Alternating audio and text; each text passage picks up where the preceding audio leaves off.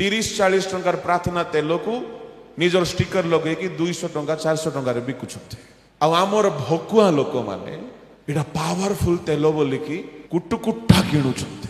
मु कहबा पई चाहे भ्रांतरे रुहंतु नाही। मु एहा कहूना ईश्वरक शक्ति नाही, शक्ति अच्छी किंतु भ्रांति रे पड़ंतु नाही।